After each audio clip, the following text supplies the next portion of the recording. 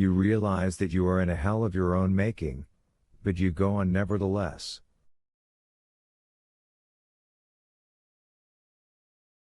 Because there is nothing else to do.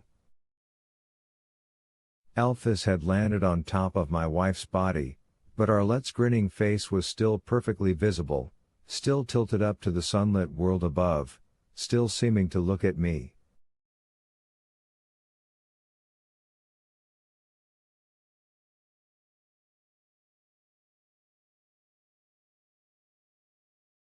And the rats had come back. The cow falling into their world had doubtless caused them to retreat into the pipe I would eventually come to think of as Rat Boulevard, but then they had smelled fresh meat, and had come hurrying out to investigate.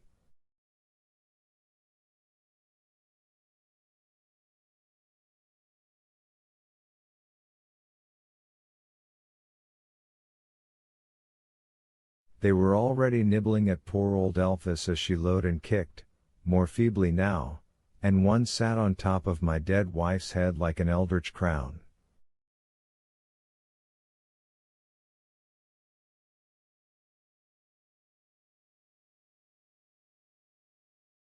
It had picked a hole in the burlap sack and pulled a tuft of her hair out with its clever claws.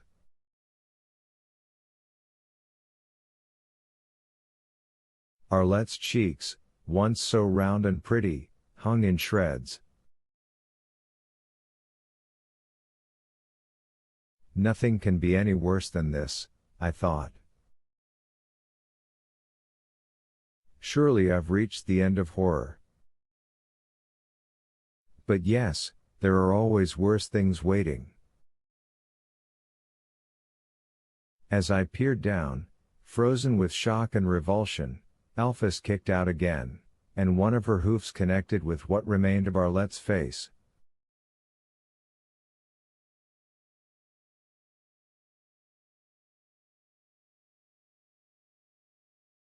There was a snap as my wife's jaw broke, and everything below her nose shifted to the left, as if on a hinge.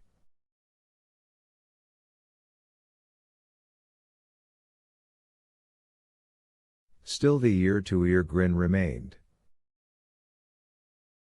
That it was no longer aligned with her eyes made it even worse. It was as if she now had two faces to haunt me with instead of just one. Her body shifted against the mattress, making it slide. The rat on her head scurried down behind it. Elphys lowed again. I thought that if Henry came back now, and looked into the well, he would kill me for making him a part of this.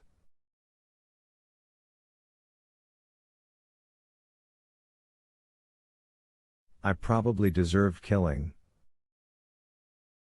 But that would leave him alone, and alone he would be defenseless. Part of the cap had fallen into the well, part of it was still hanging down. I loaded my rifle, rested it on this slope, and aimed at Elphys, who lay with her neck broken and her head cocked against the rock wall.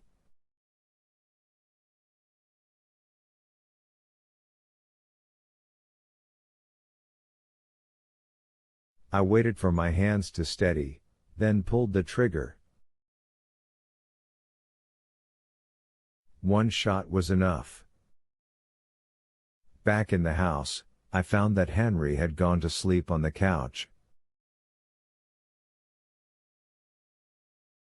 I was too shocked myself to consider this strange.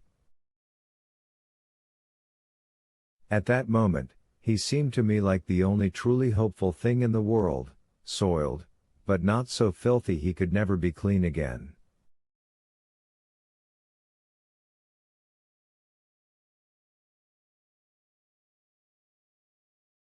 I bent and kissed his cheek. He moaned and turned his head away. I left him there and went to the barn for my tools. When he joined me 3 hours later, I had pulled the broken and hanging piece of the well cap out of the hole and had begun to fill it in.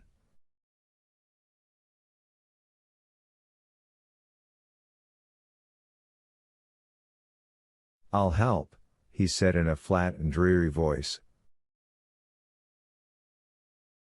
"Good. Get the truck and drive it out to the dirt pile at West Fence." "By myself?" The disbelief in his voice was only faint, but I was encouraged to hear any emotion at all.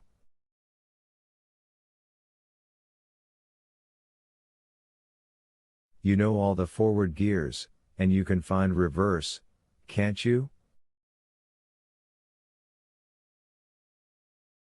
"Yes.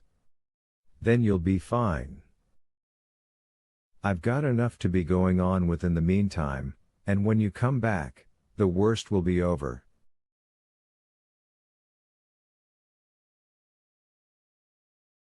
I waited for him to tell me again that the worst would never be over, but he didn't.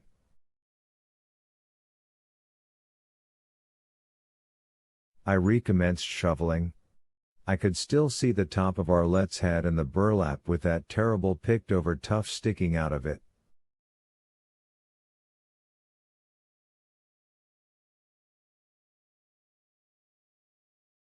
There might already be a litter of newborn ratlings down there in the cradle of my dead wife's thighs.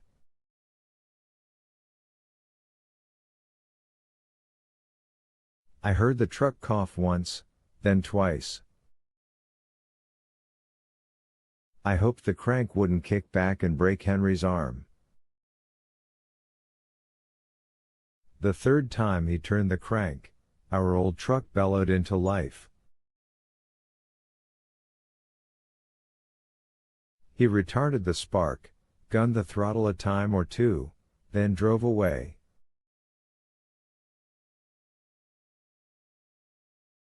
He was gone for almost an hour, but when he came back, the truck's bed was full of rocks and soil.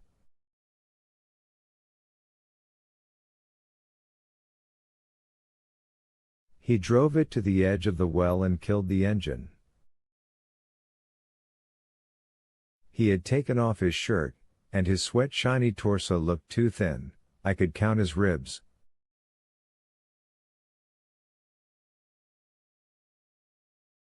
I tried to think when I'd last seen him eat a big meal, and at first I couldn't.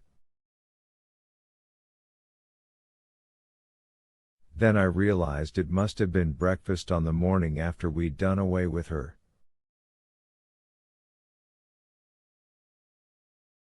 "I'll see that he gets a good dinner tonight," I thought.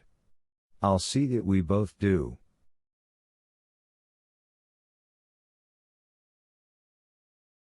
"No beef, but there's pork in the icebox." "Look yonder," he said in his new flat voice, and pointed. I saw a rooster tail of dust coming toward us. I looked down into the well. It wasn't good enough, not yet.